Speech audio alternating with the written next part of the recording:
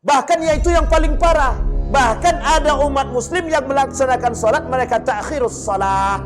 Bahkan pemimpin pun mengakhirkan salat. Jika kalian menemukan pemimpin mengakhirkan salat, kata Nabi, tanda datangnya hari. Artinya apa? Kiamat sudah mulai. An-nasu taqu rabbakumul ladzi khalaqakum min nafsin wahidah wa khalaqa minha zawjaha wa batha minhuma rijalan katsiran wa nisaa wattaqullaha alladzi tasaaluna bihi wal arham innallaha kana 'alaikum raqiba. Wa qala Allah ta'ala ya ayyuhalladzina amanu taqullaha wa qulu qawlan sadida yuslih lakum a'malakum wa yaghfir lakum dhunubakum wa may yuti'illaha wa rasulahu faqad faza fawzan 'azima. Puji syukur kehadirat Allah atas limpahan rahmat dengan mengucapkan alhamdulillahirabbil alamin. Berselawat kepada Nabi dengan mengucapkan Allahumma salli ala Muhammad wa ala ali Muhammad fil alamina innaka hamidum majid. Bapak Ibu sekalian yang berbahagia, bersyukur kepada Allah dengan selalu mengucapkan alhamdulillah. Mudah-mudahan kita semua yang hadir di sini husnul khatimah. Amin ya rabbal alamin. Allah anugerahkan anak yang saleh, keluarga yang sakinah, mawaddah warahmah, anak-anak yang saleh dan salihah. InsyaAllah orang tua kita yang telah mendahului kita Allah tempatkan di tempat terbaik di sisinya. Allah terima amal ibadahnya. Kemudian Allah kumpulkan bersama orang-orang yang saleh dan salehah. Dan orang tua kita yang masih hidup Allah sehatkan, Allah kuatkan, Allah limpahkan rezeki dan keberkahan. Kemudian Allah jadikan istiqamah dalam kebaikan dan ketaatan. Amin ya rabbal alamin. Baik Bapak Ibu sekalian yang berbahagia, malam hari ini tanda kiamat makin jelas. Jumlah perempuan lebih banyak daripada laki-laki. Saya tadi ngitung berapa jumlah perempuan, lebih banyak daripada laki-laki. Ini tanda-tanda kiamat. Sudah siap ibu-ibu? Siap tak siap lah nak? Siap tak siap? Tapi kata Nabi, selagi masih ada orang yang khusyuk salatnya, masih baik salatnya, maka kiamat tak datang. Cuman kehancuran tetap datang. Gak baik kali dia solatnya, tapi kalau dia tak perhatian dengan yang lain, tetap aja bisa jatuh. Baik Bapak Ibu sekalian yang berbahagia. Sampai di mana pembahasan kita Bapak Ibu? Dosa besar yang ketiga. Masih solat ya. Yang ketiga dah lewat dah. Sekarang yang keempat tuh orang yang sengaja meninggalkan solat ya. Baik, kemarin kita sudah bahas, sekarang kita membahas tentang permasalahan dosa besar. Kemarin sudah kita sampaikan, ada orang yang meninggalkan solat. Yang pertama tidak sengaja meninggalkan solat. Yang kedua sengaja meninggalkan solat. Betul ya? Baik. Sampai mana? Yang sengaja atau yang tidak sengaja? Orang yang mengakhirkan solat. Itu poin ketiga berarti. Orang yang mengakhirkan solat atau lalai dengan solat. Baik. Saya mulai dengan satu hadis yang disampaikan oleh baginda Nabi Muhammad SAW. Kata Nabi dalam hadisnya begini. Qala Nabi SAW an Abi Umama al-Bahili. Rasulullah SAW qala la yubqadadna ural islami urwatan. Fa kullama intaqadat urwatan tashabbathan nasu billati taliha. Wa awwalahudna naqdal hukmu wa akhiruhudna salah. Kata Nabi, niscaya simpul-simpul agama Islam ini akan terlepas. Seutas demi seutas, kata Nabi. Dan apabila satu simpul telah terlepas, niscaya manusia akan berusaha untuk memegang erat simpul-simpul tersebut. Ketahuilah, simpul pertama yang terputus adalah simpul pemerintahan. Wa awwaluhudna naqdan al-hukmu. Simpul pertama yang terputus adalah simpul pemerintahan. Kemudian sedangkan simpul yang terakhir putus adalah salat. Apa yang terakhir putus? Salat.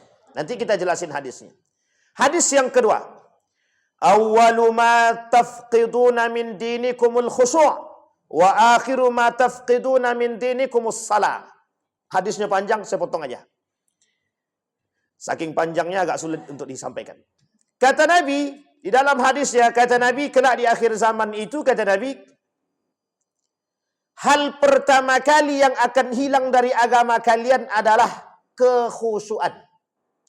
Sedangkan yang terakhir kali akan lenyap dari agama kalian adalah salat. Sampai di sini bisa dipahami Bapak Ibu? Baik. Apa yang paling terakhir hilang? Salat. Bukan qasar, salat. Kemudian di dalam hadis yang lain Nabi juga sampaikan, innahu satakunu alaikum umara yuakhiruna as-salah an miqatiha wa yakhnuqunaha ila syarqil mauta. Fa idza ra'aitumuhum qad fa'alu dzalika fasallu as-salata limiqatiha waj'alu salatakum ma'hum subhana. Apa kata Allah? Kata Nabi, pasti suatu saat nanti kalian akan menemukan para pemimpin yang mengakhirkan solat dari waktu yang telah ditetapkan. Seolah-olah mereka itu dalam detik-detik akhir menjelang kematiannya. Apabila kalian melihat mereka melakukan hal itu, solatlah kalian tepat pada waktunya, kemudian jadikanlah solatmu bersama mereka itu sebagai solat sunnah. Cukup 3 hadis saja. Atau mau tambah lagi? Tambah lagi boleh, satu lagi boleh. Ya Aba Dzar, innahu sayakunu ba'di umara yamitun fa'ala as-salah liwaqtiha fa in salaita liwaqtiha kanat laka nafilah wa illa kunta qad akharta qad ahrazta salataka. Sepeninggalanku, kata Nabi, akan ada para pemimpin yang mematikan salatnya. Maka pada saat itu lakukanlah salat tepat pada waktunya. Apabila engkau melakukan solat tepat pada waktunya, maka solat yang bersama pemimpin bagimu adalah solat sunnah. Nah, ini 4 hadis. Sebenarnya panjang hadis. Ada beberapa hadis yang lain ini kita cukupkan 4. Nanti kita cuma nyampaikan hadisnya aja. Tak jadi kita jelasin. Apa kaitan ini dengan tema kita dosa besar tentang peninggalan solat? Kemarin kita bahas orang yang tak sengaja meninggalkan solat sudah. Tak sengaja sudah. Sudah kita kasih pembagiannya. Orang yang sengaja meninggalkan solat sudah. Sekarang masuk pada poin yang ketiga, orang yang mengakhirkan solat. Betul ya? Orang yang mengakhirkan solat, kemarin kita jelaskan pada poin yang pertama, ada yang mengakhirkan solat dalam kurun waktu, bukan kurun waktu, dalam model yang dilakukan oleh sekolah-sekolah. Perbedaan antara solat tepat waktu dan solat di waktu yang tepat. Sampai di sini paham ya? Solat di tepat waktu, ketika azan berkumandang, orang pada berangkat pergi ke masjid melaksanakan solat. Ini namanya solat tepat. Ada orang solat di waktu yang tepat. Azan berkumandang jam 12.30, melaksanakan solat zuhur seharusnya. Dia laksanakan solat jam 1 di rumah, atau kemudian dia terlambat ke masjid, atau dia laksanakan solat zuhurnya jam 1.30. Sampai di sini bisa dipahami? Dia masih pada kurun yang bersamaan, mereka solat pada waktu yang tepat. Tapi tidak tepat waktu.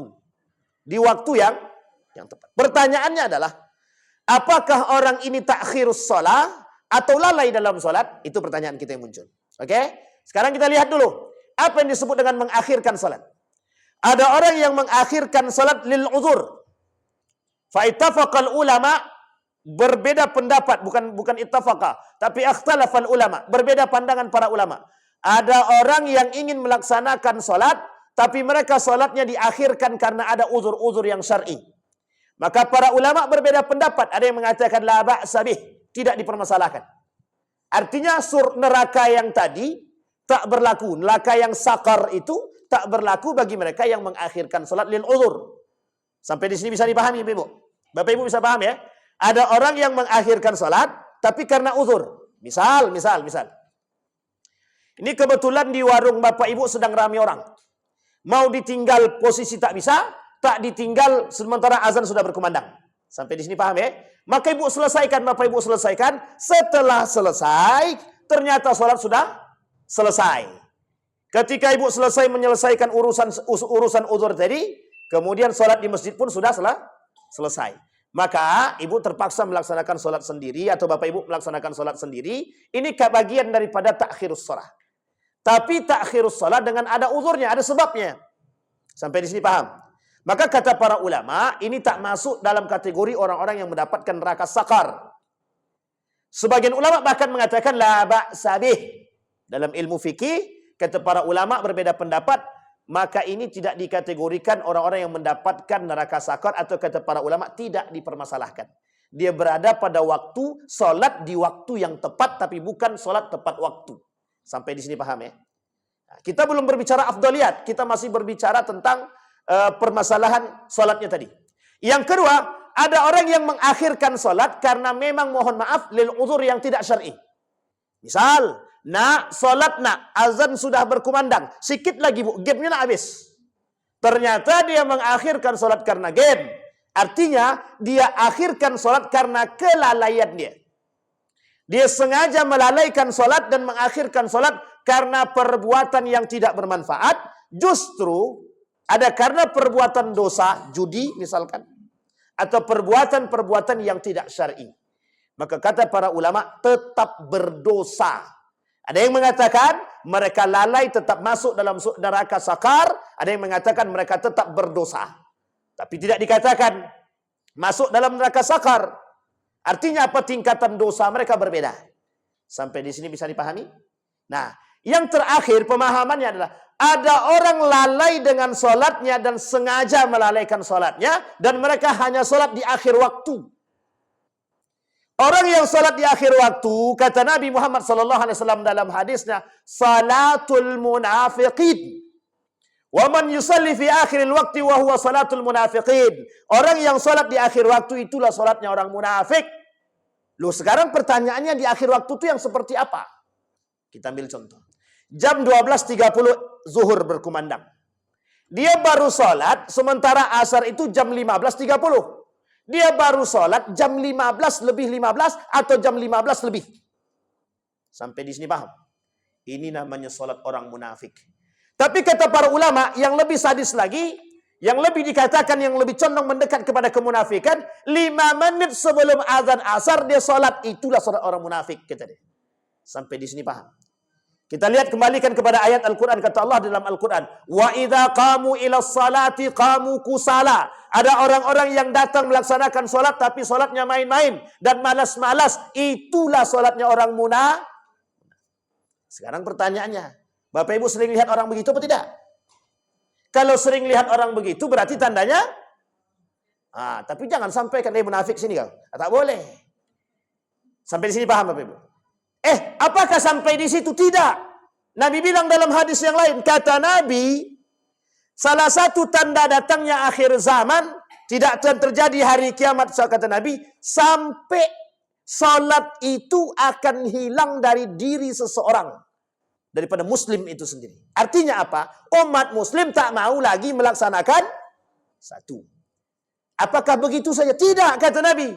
Bahkan yaitu yang paling parah. Bahkan ada umat muslim yang melaksanakan salat, mereka ta'khirus salah. Bahkan pemimpin pun mengakhirkan salat. Jika kalian menemukan pemimpin mengakhirkan salat, kata Nabi, tanda datangnya hari.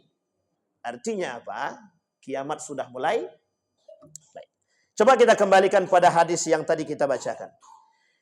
Kata Nabi dalam hadis yang tadi kita bacakan, kelak kata Nabi, di akhir zaman itu kata Nabi, simpul-simpul agama Islam itu akan terlepas. Seutas urwatan, seutas demi seutas. Sekarang pertanyaannya, simpul agama yang seperti apa? Ini simpul agama maksudnya, perekat-perekat agama yang tadinya kuat ikatan dia, itu bisa terlepas sedikit demi sedikit. Pertanyaannya adalah, siapa yang melepaskan itu? Umat muslim pastinya. Tidak mungkin orang kafir. Orang kafir punya programnya, yang melakukannya umat muslim. Kita ambil contoh. Kenapa orang lalai sholat? Main judi online. Kenapa dia lalai sholat? Main game online. Kenapa dia sholat dilalaikan? Karena urusahanya, bisnisnya, dan lain sebagainya. Mereka anggap bisnis mereka lebih penting daripada bisnis kepada Allah. Sholat itu berbisnis kepada Allah. Tapi mengapa mereka lebih mendahului bisnis mereka daripada Allah? Artinya apa? Manusia hari ini lebih mencintai dunia daripada Allah. Sampai di sini bisa dipahami? Baik. Kita kembalikan. Apa kata Nabi? Urwatan. Seutas demi seutas simpul itu terlepas. Niscaya manusia akan berusaha memegang erat yang lain, seutas yang lain. Betul. Kalau satu hilang, yang lain mulai terlepas. Sehingga umat muslim mulai gegabah, mulai ketakutan. Ini tanda kiamat datang nih. Sehingga kata Nabi yang hilang pertama sekali, apa yang hilang? Nilai-nilai agama dalam kepemerintahan akan hilang, kata Nabi. Sekarang kita lihat. Betulkah nilai-nilai agama dalam pemerintahan itu mulai hilang? Bapak tu dah kata betul. Apa contohnya? Apa contohnya? Sekarang itu kepala dinas lebih takut kepada gubernur, bupati daripada. Dah paham tuh berarti. Yang kedua, main suap-suapan hari ini, suap-suapan. Apa namanya? Suap-suap. Itu terang-terangan. Sogok itu sekarang terang-terangan. Mereka tak takut sama Allah. Memasukkan anak ke tempat pekerjaan pakai sogok. Ini enaknya begitu. Jangan tersinggung. Kalau tersinggung nanti, tapi memang harus tersinggung. Kalau tak tersinggung berarti tak nilai agama. Harus. Berarti sudah hilang nilai agama. Kalau mereka paham nilai agama, mereka pasti tak sogok. Yang keempat, bercampurnya laki-laki dan perempuan. Coba. Satu dosa yang paling nampak di hadapan kita hari ini, mengapa mereka tidak memberikan ruang tersendiri, bahkan mohon maaf, mereka leluasa bersentuhan antara laki-laki dengan. Coba. Dosa apa tak dosa? Ladang dosanya lebih banyak. Satu, sudah tadi. Yang kedua, masalah suap juga sudah. Masuk kerja pakai suap sudah. Apalagi ketidakjujuran terjadi. Yang kelima, kuitansi bodong. Kenapa Ustaz itu sampaikan kuitansi? Karena memang itu yang paling nampak. Apa namanya? Fiktif. Ini bukan SPPD fiktif. Ya mungkin kuitansi fiktif aja lah. Oh ini nyata Bapak Ibu, nyata sekali. Satu ketika ada salah seorang sekretaris itu, waktu saya masih menjabat di, bukan menjabat ya, waktu saya kerja di salah satu tempat itu, kebetulan anggota DPR ini mau keluar gitu kan, mau reses gitu. Disediakanlah uang. Ketika balik, apa kata sekretaris itu? Gimana kami mau buat ininya bang? Katanya. Laporannya, sementara nggak jelas uangnya keluar gimana kata dia. Akhirnya diakalilah bagaimana caranya, pokok diakalilah. Uang yang keluar itu sama gitu. Mau berlebih mau bersisa pokoknya habis. Hitungannya tetap Coba bayangkan. Begitulah tak mudahnya tangan manusia. Mereka tidak takut dengan Allah. Yang mereka takuti apa? Justru pemimpin mereka yang mereka takuti. Bosnya yang dia takuti. Coba bayangkan. Sebenarnya kalau mau kita kuliti satu persatu, banyak sekali Pak. Pertanyaannya adalah, mengapa mereka nggak takut dengan Allah? Karena apa? Kecintaan mereka terhadap harta dan duit tadi sudah merajalela. Pokoknya kalau tidak masalah duit aku, kalau tidak dapat duit, malas aku mau menuliskan kwitansi ini kalau tak dapat duit. Kita ambil contoh. Tender itu tidak dikeluarkan sama mereka duitnya kalau tak dibayar. Misal satu tender tak dikasih duit. Kalau tak dikasih duit kapan kami menangkan dia? Begitu modelnya. Ini mohon maaf para kontraktor ya, jangan tersinggung. Begitu keadaan sekarang. Makanya saya katakan perlu adanya kontraktor syariah. Kenapa perlu kontraktor syariah sekarang? Karena saking, mohon maaf. Apa kata mereka? Kalau kami tak suap, kami tak dapat hak kami. Kalau memang tak dapat hak, jangan main kontraktor. Sudah jelas ar-rashi wal murtashi finnar, Allah kata demikian. Tak ada lain. Memang tak berdosa, tapi neraka kan? Sama saja. Sampai di sini paham Bapak Ibu? Simpul yang pertama, kata Nabi, hilang. Di mana hilangnya? Saking mudah kita nampak. Tapi kata Nabi yang paling berbahaya simpul yang kedua katanya. Apa kata Nabi yang simpul terakhir? Wa akhiruhunna as-salah. Kelak simpul terakhir yang putus daripada umat muslim itu adalah hilangnya salat dari diri mereka. Coba. Sekarang kita lihat Bapak Ibu. Mohon maaf ya, saya kasih contoh yang paling sederhana. Betapa mudahnya orang hari ini meninggalkan salat tanpa ada rasa berdosa.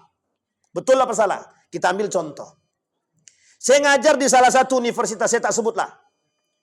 Saya tanya sama mahasiswa itu, kalian dah sholat? Belum. Kalian tak sholat? Enggak. Kalian halangan? Tidak. Pertanyaannya, kok kalian tersenyum? Ketika saya tanya kenapa kalian tersenyum, justru jawabannya tersenyum. Artinya apa? Mereka bangga tidak sholat. Mereka biasa aja tidak sholat, tidak ada rasa dosa kok. Para ulama terdahulu, orang-orang salaf dulu, kalau satu sholat saja mereka tinggal, itu rasa berdosanya bukan main. Bukan tinggal, lalai saja. Makanya Bapak Ibu, mohon maaf. Anak-anak Bapak Ibu hari ini, anak-anak kita semua hari ini, kalau tak kita kuatkan dengan sholat, bisa dipastikan nilai-nilai agama pada diri mereka yang lain hilang. Kenapa begitu? Inna salata tanha anil fahsyai wal munkar. Salat bisa mencegah perbuatan keji dan mungkar. Sedangkan yang salat aja masih bisa koruptor. Bagaimana yang tak salat? Sampai di sini paham? Bisa dipahami Pak Ibu? Ini yang paling penting untuk kita sampaikan. Kata Nabi begitu. Maka kata Nabi, yang pertama kali hilang dari umat muslim kelak di akhir zaman dalam permasalahan agama. Ini kata Nabi pada hadis yang kedua tadi kita baca. Kata Nabi, yang kelak di akhir zaman yang hilang dari umatku terhadap agama mereka adalah kekhusyuan. Kita perhatikan. Betul tidak perkataan Nabi ini bukan khusyuk dalam solat saja. Kita lihat khusyuk dalam berbagai macam hal. Berapa tingginya kecintaan umat manusia terhadap dunia, umat muslim terhadap dunia ketimbang kepada agama. Boleh Bapak Ibu lakukan penelitian hari ini, kecintaan manusia, kecintaan umat muslim terhadap nilai agama atau pelajaran agama lebih sedikit ketimbang kecintaan mereka terhadap musik, terhadap apapun itu. Sampai di sini bisa dipahami ya Bapak Ibu ya? Betul apa salah? Yang dalam solat saja, tak salah kalau ada seorang profesor dari Inggris mengatakan begini. Aku lihat umat muslim di Indonesia, tapi aku tak lihat Islam, kata dia. Maksudnya apa itu? Kita lihat. Berapa banyak umat muslim di Indonesia? Nomor 1 terbesar di dunia. Pertanyaannya dari sebanyak itu, berapa yang mukmin? Berkurang lagi kan? Dari sekian banyak yang mukmin, berapa yang solat? Berkurang lagi kan? Dari sekian banyak yang sholat, berapa yang sholat di masjid? Berkurang lagi kan? Dari yang sholat di masjid, berapa banyak yang sholatnya khusyuk? Berkurang lagi.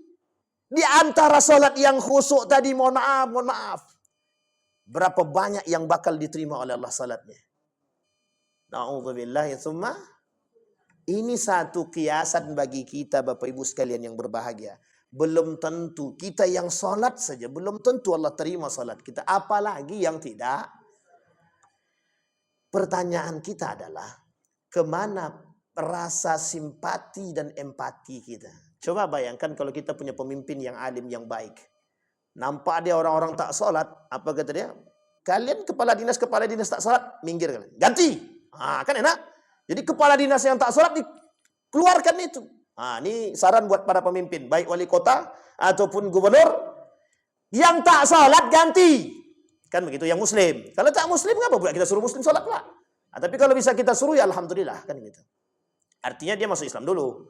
Sampai di sini paham Bapak Ibu? Maka kata Nabi, yang pertama kali hilang. Katanya. Ini tanda-tanda akhir kiamat. Makanya bukan hanya sebatas orang tak sholat selesai. Tidak. Bukan begitu. Ternyata salah satu penyebab datangnya akhir zaman itu atau tanda datangnya hari kiamat, salah satu tanda kecilnya adalah ketika hilangnya salat dari diri umat muslim itu sendiri. Maka Bapak Ibu sekalian yang berbahagia, kelak sekarang saya lihat, kita lihat anak-anak zaman sekarang, enggak usah anak-anak, saya tanya sama ibu-ibu deh. Nih bapak-bapak, ntar dulu, ibu-ibu kita tanya. Siapa yang hafal sahabiat Nabi perempuan 10 orang saja? 10 orang sahabiat. Sahabiat itu bukan sahabat ya, sahabat-sahabat perempuan Nabi. 1. Ummu Kalsum. 2. Ummu Kalsum siapa? Jangan pula bini Nabi. Ini sahabat-sahabat Nabi. Kalau bini Nabi jelas. Sahabiyat. Sahabat-sahabat Nabi selain daripada istri-istri Nabi. Oke, terlalu susah Ustaz. Oke, baik. Bapak-bapak lah. 10 saja sahabat Nabi. Untuk bapak-bapak. Karena perempuan jarang nampak kan, jarang terekspos kan. Sekarang kita tengok. 10 sahabat Nabi saja. Umar, Utsman, Ali, Abu Bakrin. Dah 4 nih. Sisa 6. Sekarang 6. Sebutin. 1. 6 aja. Keempat tadi sudah. 1. Siapa? Toha. Toha siapa? Oh, Tolha. Baik. 1. Ini guru agama nih biasanya nih. Yang kedua, Bu. Muaz. Muaz bin apa? Oke, Muaz bin Jabal. Dah, berarti 4 tambah 2, 6. Ini ibu-ibu pula yang tahu. Bapak-bapak enggak tahu. Masya Allah. Ya kami tahunya Sule, Ustaz. Andre Taulani, kan begitu. Ahmad Dhani. Anang Hermansyah. Lanjut, Bu, baru 6. Masih 4 lagi. Salman Al-Farisi, baik. 7. 3 lagi, sikit lagi. Khalid bin Walid dibantu, Bu. Okey, tak ada masalah. Khalid bin Walid. 2 lagi. Bilal bin Rabah dibantu lagi, Bu. Alhamdulillah. 1 lagi. Tariq bin Ziyad. Alhamdulillah. Berapa orang yang menyempurnakan, Pak? Coba. Sekarang Bapak Ibu coba tanya balik ke rumah. Tanya sama anak-anak Bapak Ibu. Nama yang kita sebutkan tadi, mereka kenal nggak? 1. Kekurangan kita hari ini itu. Mereka lebih kenal dengan artis daripada dengan sahabat. 1. Sudah hilang dari mereka poin itu. Yang kedua. Sekarang yang kedua. Siapa di antara Bapak Ibu yang hadir hari ini yang hafal nama-nama surat 114? Saya kasih hadiah. Mana dia duitnya? Dah. Jangan tengok Quran. Kalau tengok Quran semua orang tahu. Nggak usah jauh-jauh. Nanti akan saya petik hadis Nabi-nya. Saya kasih hadiah. Nggak usahlah ibu-ibu ya. Abang-abang yang tukang rekam ini. Yang setiap hari belajar agama kan. Saya tanya sama abang-abang ini. Yang bisa menjawab 114 nama-nama surat dalam Al-Quran. 1. Ya, Al-Baqarah jelas. Terus, sampai habis. 114. Cepat, yang cepat aja. Al-Kahfi. Dah jauh lompat tuh. Ya, enggak terserah lah. Pokoknya sampai. An-Nisa.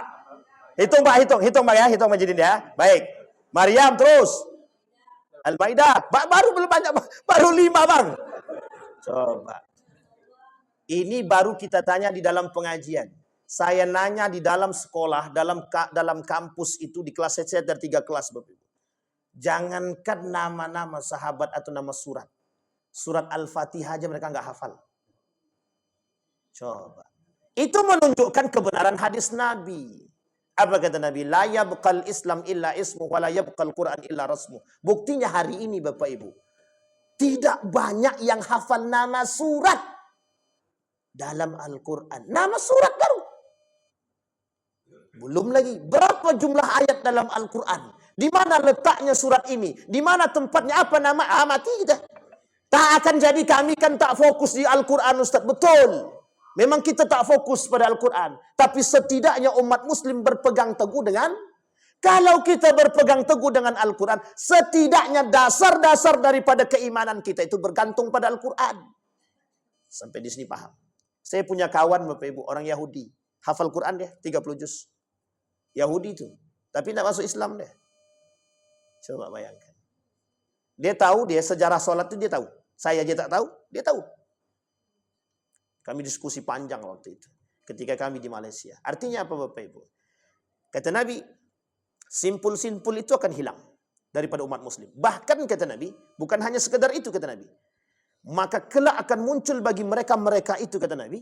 Bagi kaum-kaum munafik, bagi kaum-kaum yang meninggalkan salat, orang fasik, orang munafik kata Nabi, akan muncul bagi mereka pemimpin-pemimpin yang suka mengakhirkan salat. Bahkan mohon maaf, ada enggak pemimpin yang tak salat? Bukan tak banyak lagi. Banyak kali. Kan begitu. Kita butuh. Kalaulah pemimpin kita jauh daripada Allah, mohon maaf Pak, bagaimana cara kita memandang jamaahnya, masyarakatnya? Kullukum ra'in wa kullukum mas'ulun an ra'iyatihi. Pengkhianat itu.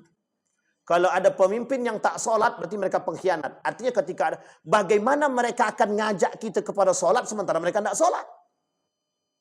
Bagaimana kita bisa menyempurnakan solat sementara mereka mengakhirkan solat? Artinya apa? Tak salah kalau Nabi kata Nabi di akhir zaman akan muncul, kata Nabi, pemimpin-pemimpin yang suka mengakhirkan salat. Itu perkataan baginda Nabi Muhammad SAW. Apa kata Nabi? Sampai disampaikan oleh Nabi, pasti suatu saat nanti kalian akan menemukan para pemimpin yang mengakhirkan solat dari waktu yang telah ditetapkan. Seolah-olah mereka itu dalam detik-detik kematian. Artinya apa? Saking mulai mendekat, waktu udah mau habis nih. Rapat belum selesai juga, belum sholat lagi gitu deh. Nanti aku jamak sajalah katanya. Ini cara-cara pemimpin, tanda-tanda pemimpin munafik namanya. Adakah yang lebih penting daripada Allah? Tak ada. Sampai-sampai Abu Dzar mengatakan, ya Abu Dzar, innahu sayakunu ba'di, kata Nabi. Abu Dzar, kata Nabi, akan terjadi setelahku, kata Nabi, umara yumitunas salah. Akan terjadi, kata Nabi, setelah masaku, kata Nabi, para pemimpin-pemimpin yang mematikan solat. Artinya mematikan solat itu banyak. Satu, pemimpin itu yang tak solat. Yang kedua, mohon maaf. Saking takutnya kepala dinas dengan solat tadi, sampai kepala dinas pun tak solat. Saking takutnya mereka dengan pemimpin mereka. Ini kejadian, Pak. Pas azan, lagi wudhu dia. Sedang lagi wudhu, nelpon, Pak. Pokoknya adalah kepala pemerintah lah. Nelpon dia. Setelah nelpon, yang tadi mau berangkat sholat, padahal sudah azan, sudah di masjid. Langsung ditinggalkannya masjid tadi, pergi dia. Coba bayangkan. Saking takutnya mereka dengan manusia. Ini kalau kita kaitkan lagi Bapak Ibu, orang-orang seperti ini namanya sudah mempertuhankan manusia namanya. Lebih takut kepada orang yang lebih takut kepada manusia daripada Allah. Berarti mereka sudah mempertuhankan manusia. Kembali kepada poin kita tadi Bapak Ibu. Poin kita tadi adalah orang-orang yang mengakhirkan solat dalam kategori lalai atau takhir. Mereka mengakhirkan solat. Orang-orang yang mengakhirkan solat dan solat mereka di akhir waktu menjelang solat selanjutnya, oleh Nabi dikatakan solatnya orang munafik. Ingat Bapak Ibu, sekarang itu sedang bermunculan kaum-kaum munafik. Maka kita sebenarnya bisa saja kita katakan orang-orang yang sholatnya di akhir waktu, yang mepet-mepet dengan waktu, itu orang-orang munafik, bisa. Tapi kita tak boleh dalam etika mengatakan mereka munafik sini. Secara zahir itu tak boleh. Meskipun kita tahu bahwa mereka adalah munafik. Tapi Bapak Ibu, kenapa Allah larang? Kenapa Nabi melarang kita mengatakan orang itu munafik? Ada sebabkah? Ada. Ada sebab, ada. Belum tentu orang yang kita katakan siapa tahu dengan udzur tertentu yang syar'i. Sampai di sini Pak. Misal ketiduran dia, tiba-tiba baru terbangun dia mendekat sholat, dia langsung sholat. Kita tak bisa katakan Pak, itu munafik. Makanya disitulah ketakutan Nabi, kekhawatiran Nabi terjebak dalam hal yang salah. Maka kita tak boleh katakan dia orang munafik. In ja'akum fasiqum binaba'in fatabayyanu. Sampai kita jelas dan betul-betul zahir akibat daripada kesalahan mereka. Nah, poin pentingnya Bapak Ibu, yang pertama, orang yang mengakhirkan salat, kalau dia mengakhirkan karena udzur syar'i, kita ambil contoh, ada pondok-pondok, pondok-pondok pesantren itu, yang azannya jam 12.30 seharusnya, mereka baru azan jam 1. Karena itu ada. Dan ada pemahaman-pemahaman para ulama yang membolehkan hal demikian. Kita ambil mazhab Imam Syafi'i dalam memahami makna tersebut. Dalam Ibnu Katsir tentang fil miqat, makna tepat waktu dan waktu yang tepat, muayyan dan miqat. Mi'at wal muayyad. Apa maksudnya mi'at? Di waktu yang tepat, di tepat waktu mi'at, kemudian muayyan, waktu yang ditentukan. Dan ini menjadi perdebatan para ulama. Sehingga mohon maaf, tapi kalau sudah lebih daripada setengah jam, 1 jam, ada orang-orang yang masih mengakhirkan sholat dia karena mohon maaf, bahkan ada orang yang mengkodok sholatnya karena pernikahan, hajatan. Kami pakai make up Ustaz, jadi susah kalau kami nak sholat. Lebih penting make up apa sholat? Itulah yang terjadi hari ini. Tengok sekarang apa yang mereka lakukan. Takut hancur make up, tak sholat. Dan itu biar tradisi yang harus dirubah. Maka Bapak Ibu, Nabi bilang dalam hadisnya, awal ma yuhasabu yaumal qiyamah. Pertama kali yang bakal dihisab di hari kiamat itu apa? As-salah. 1. Yang kedua kata Nabi, perbedaan kita dengan orang kafir itu apa? Salat. Sampai Nabi kata dalam hadis yang lain, faman tarakaha faqad kafara. Yang meninggalkan salat dengan sengaja, kafir. Nah, coba bayangkan. Artinya apa? Satu-satunya pegangan umat hari ini itu sholat.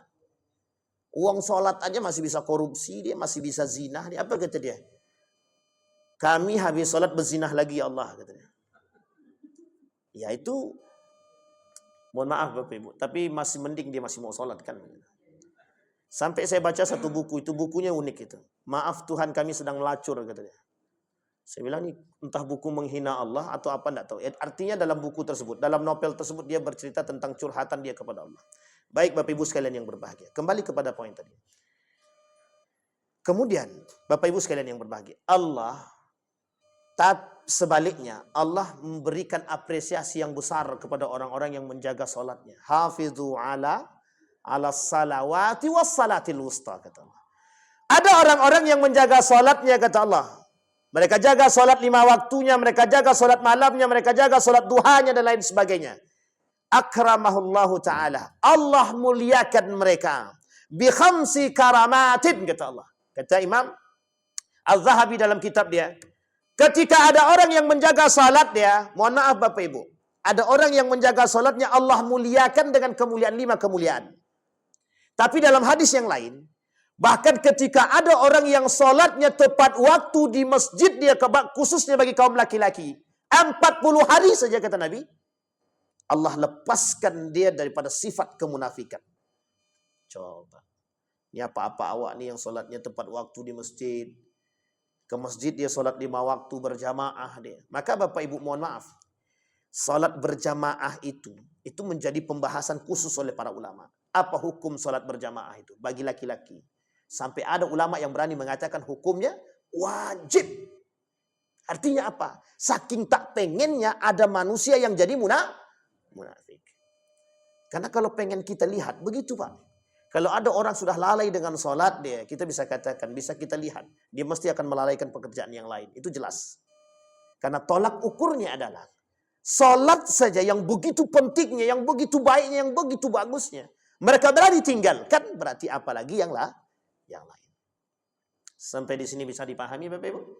Baik. Bahkan mohon maaf, di dalam hadis yang dhaif, hadisnya lemah.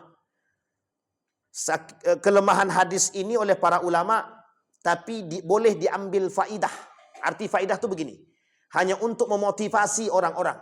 Apa katanya?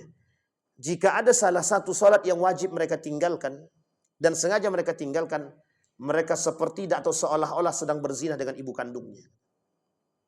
Kalau dia perempuan berzinah dengan bapak dia, kalau dia laki-laki sedang berzinah dengan ibunya.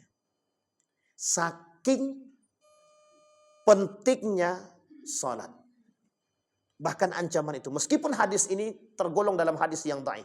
Tetapi kata para ulama, motivasi. Agar orang tidak mudah meninggalkan salat. Makanya Bapak Ibu sekalian yang berbahagia. Sangat mudah hari ini kita temukan orang-orang yang sengaja meninggalkan salat tanpa beban. Dan tidak ada dosa dalam pundak mereka itu. Ketika kita kata, kau tak salat? Entar ajalah. Nanti dulu katanya. Sampai-sampai ada yang berani mengatakan begini. Dia sholat, kelakuannya masih kayak setan. Mending aku tak sholat tapi baik. Nah, sekarang saya kasih tahu Bapak Ibu, ada enggak orang seperti itu? Sering Bapak Ibu temukan? Sekarang saya katakan, itulah gaya berfikirnya orang munafik dan kaum liberal. Apa kata mereka? Yang penting tuh kami baik, surga itu bisa masuk untuk kami.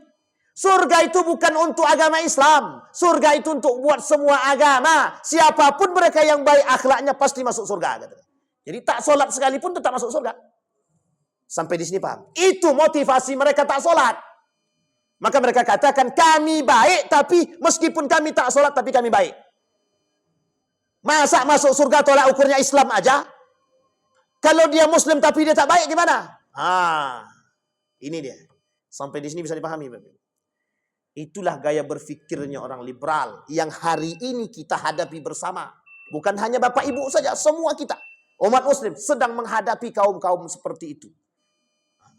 Berat Bapak Ibu. Karena yang menjadi sasarannya bukan Bapak Ibu. Siapa sasarannya? Anak-anak muda. Generasi-generasi setelah Bapak Ibu semua. Itulah yang menjadi sasaran mereka. Apa kata mereka? lebih baik aku tidak berkerudung tapi akhlakku baik daripada berkerudung akhlakku kayak setan. Makanya mohon maaf, kami belum sanggup berkerudung, hati kami belum bersih. Mau nunggu bersih sampai kapan? Sampai kiamat? Belum tentu bersih sama. Kami memang belum bisa sholat, hati kami masih kotor Pak Ustaz. Makanya kami tak sholat. Gimana Pak Ustaz? Oh enggak apa-apa. Kalau ada ustadznya begitu, itu ustadznya kurang benar itu. Benar. Karena sholat itu hukumnya wajib. Orang mau sakratul maut aja wajib sholat kok. Sampai di sini bisa paham? Contoh, mohon maaf. Sekarat dia, hati dia masih bisa mengingat Allah, dikatakan sholat. Sampai di sini paham? Sakit dia terbaring, dia tak bisa duduk, dia sholat dalam keadaan berbaring. Dalam keadaan duduk dia cuma bisa sholat dalam keadaan duduk. Tak bisa berdiri duduk. Bayangkan, sebegitunya Allah katakan wajibnya sholat. Bahkan anak umur 7 tahun saja sudah wajib kita ajarkan sholat. Meskipun mereka tak berdosa, tapi tujuannya adalah membiasakan mereka ta'widuhum. Nah kalau kita tak ajarkan sholat, mohon maaf, inilah akibatnya Bapak Ibu. Kenapa masjid-masjid kita hari ini diisi yang tua-tua yang sudah mau mati? Mohon maaf, jangan tersinggung Bapak Ibu. Hampir semua masjid, kami dah keliling beberapa masjid. Rata-rata yang tua-tua semua. Pertanyaannya mana generasi muda kita nih? Itu dia. Ternyata kantor tetangga lebih baik daripada kantor masjid nih. Makanya Bapak Ibu mungkin perlu ada inovasi. Mohon maaf Bapak Ibu, kita bisa tersenyum, tapi ketakutan kita terhadap kelak generasi kita Bapak Ibu. Mohon maaf, bukan hanya sahabat yang hilang. Nabi dah kata tadi dalam hadisnya, solat hilang. Sebelum solat hilang itu Bapak Ibu, Islam itu akan hilang. Sebelum itu hilang, semua akan hilang. Sebelum solat hilang, nanti Al-Quran pun hilang. Mereka tak lagi baca Quran, mereka tak lagi kenal dengan Al-Quran, mereka tak kenal dengan sahabat Nabi, mereka tak kenal dengan Nabi. Barulah kemudian mereka tak solat, maka mereka tak mengenal Islam. Islam itu ada. Semua mengaku Islam, KTP saja. Tapi tak ada satupun yang solat. Artinya kata Nabi, kelak di akhir zaman lebih banyak yang tidak solat daripada solat. Sekarang pertanyaan saya, kita lihat. Lebih banyak yang solat atau yang tak solat sekarang? Kita tak bisa katakan belum ada data validnya. Cuma kalau melihat dari kebiasaan, kita sudah nampak tuh. Yang solat 100, yang tak solat. Itu baru solat saja. Sekarang kalau solatnya di masjid, yang masuk 50, yang sisanya lah hilang tuh. Begitulah Bapak Ibu. Tapi Bapak Ibu sekalian yang berbahagia, jadikan itu ketakutan kita bersama. Agar mohon maaf, kita sadar dengan generasi kita dan mengajak anak-anak kita. Sekarang saya mau mengajak Bapak Ibu, paksakan anak-anak Bapak Ibu, anak kita semua untuk ikut ke masjid solat. Kalau kau tak solat ke masjid, jangan kau injak kaki rumah ini lagi. Berani begitu? Ragu semua kan? Sama. Kalau kau tak mau solat ke masjid, kalau kau tak solat, jangan main HP. Bawa ke sini HP itu. Tak usah sekolah. Kata anak zaman sekarang, Alhamdulillah. Kata dia. Coba bayangkan. Kita perlu tegas Bapak Ibu. Perlu tegas. Kami dulu, kata bapak saya, kalau tak solat kawan, tak apa-apa, kata dia. Tapi jangan kau panggil aku bapak ya, kata dia. Saya sampai digitu kan Pak. Kalau kau tak solat, tak apa-apa. Tapi jangan kau panggil aku bapak, kata dia. Saya bilang, lain nih. Begitu orang tua zaman dulu mendidik. Keras dia Pak. Tapi mohon maaf. Sekali saja solat yang kita tinggalkan terasa bersalah nih. Meskipun mohon maaf. Kadang-kadang anak zaman dulu itu mohon maaf jarang juga ke masjid. Tapi ketika dia meninggalkan solat, dalam benak mereka itu ada rasa bersalah. Sekarang mohon maaf. Tidak ada rasa bersalah. Itu yang paling berbahaya itu. Saking tidak ada bersalahnya. Mohon maaf. Yang saya praktekkan itu zahir. Karena saya langsung praktekkan. Saya tanya tuh sama mahasiswa-mahasiswa itu. Siapa yang tadi solat asar? Enggak ada Pak. Angkat tangan tersenyum. Bangga mereka nak sholat asar. Astagfirullah. Artinya Bapak Ibu sekalian yang berbahagia, perkataan Nabi tentang akhir zaman tadi, tanda-tanda datangnya akhir zaman itu, atau tanda-tanda datangnya hari kiamat itu di akhir itu nampak. Bahwa memang ketakutan kita sebagai umat muslim itulah yang perlu kita tampakkan dan tonjolkan hari ini. Bisa dipahami Bapak Ibu? Mudah-mudahan ada manfaatnya bagi kita semua. Mudah-mudahan bisa menjadi tuntunan bagi kita. Mudah-mudahan bisa membawa anak-anak kita, mudah-mudahan bisa menanamkan dalam diri kita kekuatan dan kekhawatiran, khususnya bagi generasi-generasi kita kelak, bagi mereka yang sengaja meninggalkan salat. Mudah-mudahan ada manfaatnya bagi kita semua. Fa'tabiru ya ulil absar la'allakum tuflihun. Assalamualaikum warahmatullahi wabarakatuh.